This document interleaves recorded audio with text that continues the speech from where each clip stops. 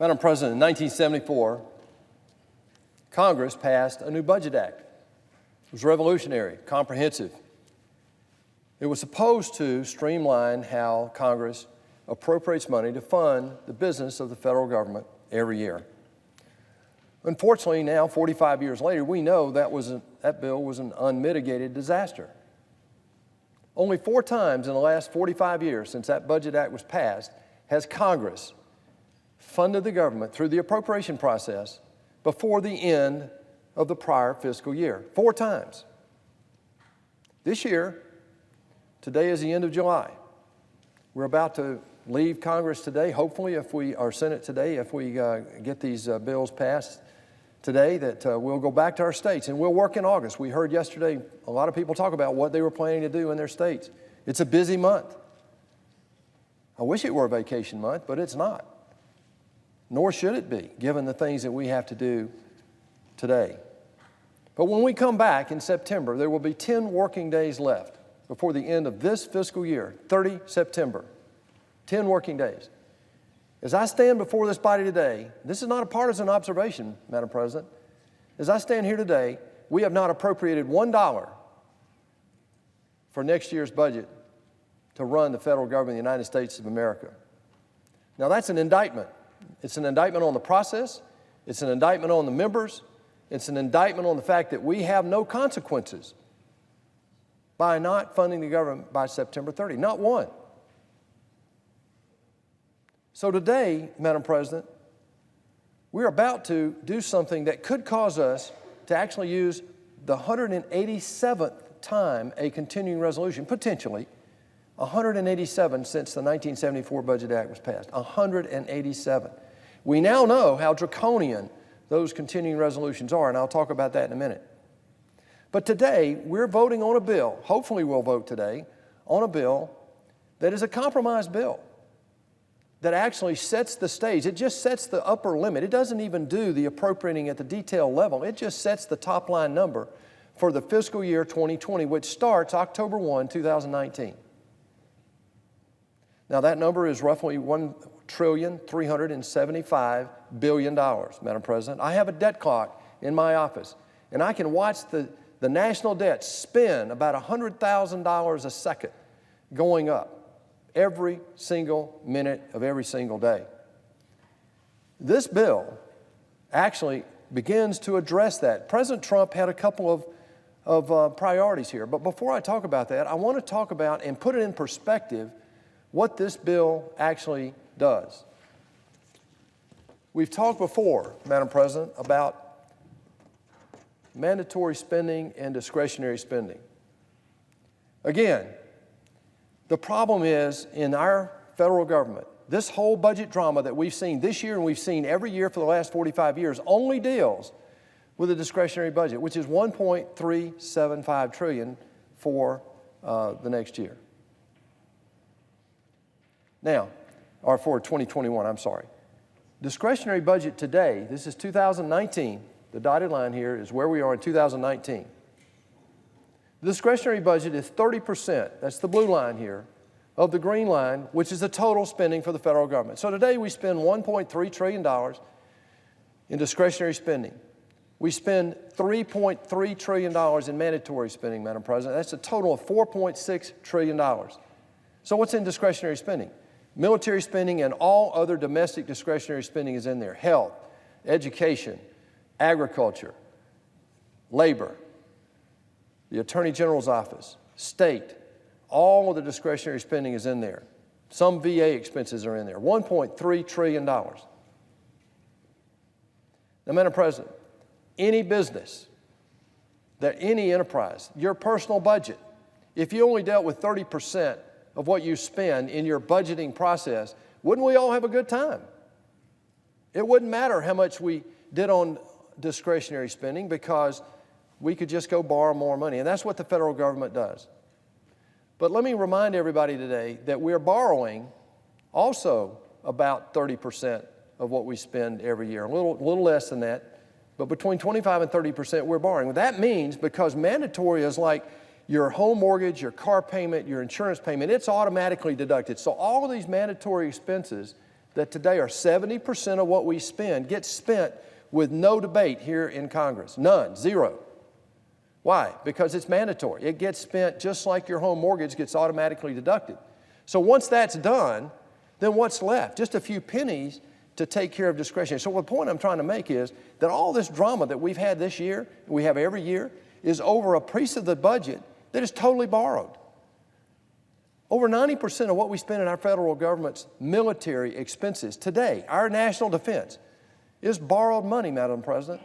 Borrowed money, by definition. So right now, what we're talking about is a spending bill that actually reduces spending for discretionary items.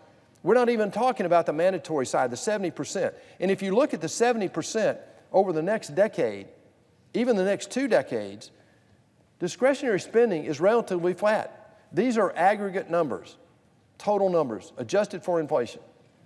But the orange line is the mandatory expenses, and they're projected to skyrocket here, going from about 70% today to almost 85% of every dollar the federal government spends in the next 20 years. From 70% today to well over 80%, almost 85% by 2039, 20 years from now. Madam President, I argue that that's the problem. Until we address the mandatory side of our spending and save Social Security and save Medicare, we will never be able to solve this debt crisis that we see before us in very real terms today. So let's move to this bill that we have today. I came to the United States Senate. I ran because of the debt crisis and because of the global security crisis. This debt issue is real. I have been working on it for 4.5 years, and yet this bill today actually lowers spending as a percentage of our economy. This bill proposes $54 billion increases in discretionary spending over 2 years. That's 2% per year for the next 2 years. That actually lowers spending as a percentage of our economy, Madam President. And as a matter of fact, since 2011, the last 10 years, what we've seen in this, if we do this budget, federal spending in discretionary items goes from 8.7% of our total economy, 8.7%, down to 6%. Madam President, when I ran a business, that's what I looked at, is what was my overhead? And that's what this is. So overhead is declining on discretionary items as a percentage of what we spend totally and a percentage of our total economy. So President Trump had 2 goals. One is he wanted to continue to reduce discretionary spending as a percentage of GDP. Check that box. This bill does that. So all the so-called debt hawks out there and all the budget hawks that say, oh, I'm voting no to any new spending, need to recognize that this bill actually lowers spending as a percentage of the economy. Second objective the President had, and this is what we're now just now coming, the Senate is just now coming to realize how draconian these 186 CRs have been over the last 45 years.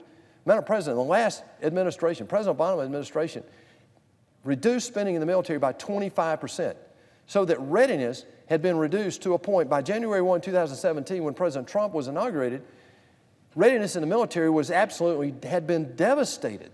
2/3 of our F-A-18 lead fighter jets could not fly. Only 3 of our Army brigades could go to war that night. Madam President, I saw that. I'm on Armed Services Committee. And you can see that when you travel the world, how absolutely gutted our military had been. So for the last 2 years, we've been rebuilding that, getting readiness back. In the month of June, the F-A-18s got back to 80% readiness. So the second thing this bill does is it provides the second and third year to continue to rebuild the military after it had been gutted by the prior administration.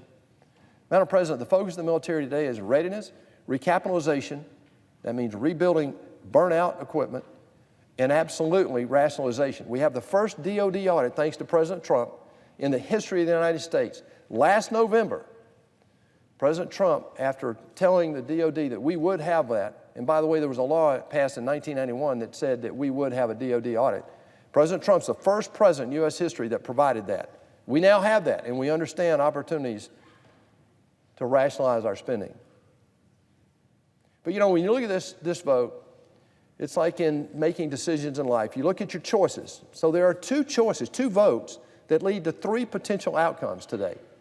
A yes vote continues to support the military and defend our country at a level that meets the near-peer competitors' level of volume. China today, when adjusted for purchasing power parity, is actually spending the same amount on their military as we are. They can get there quicker because they don't have the regulatory overhang that we have in the United States. But a vote yes means that we continue to do that. We continue to lower discretionary spending as a percentage of our economy, and we set the stage to them beginning to have the hard conversations around how do we save Social Security and save Medicare. The major thing it does is it avoids the drama around not funding the government. It gives us a chance anyway to fund the majority of our government before October 1. And remember, 30 September ends this fiscal year. A no vote has two potential outcomes. A no vote could lead to a sequestration. What people say, well, that cuts 10% out of all spending. That sounds really good to me. Well, the reality is that happened over the last decade, and we see now the draconian impact that had on certain parts of our discretionary spending, like military and veterans and so forth, that we've had to come back and rebuild. And when you come back and have to rebuild it, it costs so dramatically much more. That's the point. If we take a long-term view of this, you have to end up voting yes to this. The second outcome of a no vote is actually more of the same. Well, we'll avoid the sequestration, but we'll pass another continuing resolution and we'll kick the can down the road again for the 187th time. It sounds so easy. Everybody gets to go home. We pass a CR, and yet the military gets gutted again, devastated. It disrupts the supply chain. It keeps our vendors from hiring people. Imagine if you're a mid-career military officer or non-commissioned officer. Imagine what that tells you about what we think of our military and our men and women. I hear people on both sides beat their chest all the time about, oh, I love our military, we got to support our military, and then vote no on a bill like this. We cannot let that happen, Madam President. Ironically, a no vote, because of the two alternatives, is actually a vote to increase spending dramatically, not just a little bit, but dramatically over the next decade or so. This bill is a compromise. People back home tell us to come here and work with the other side and compromise and make decisions and get to a result. Well, we just did that. President Trump and Speaker Pelosi just did that. That's what this is reflective of. And what I'm here to tell you today is that it's our job now to back that up. In closing, Madam President, it's imperative that we get this bill passed, allow our appropriators to get busy and start appropriating so that by 30 September, the end of this fiscal year, we have a chance to get the government funded. We know that a no vote leads to more spending. Madam President, it's our responsibility to be fiscally responsible, and I think a yes vote here does just that. Thank you. I yield the floor.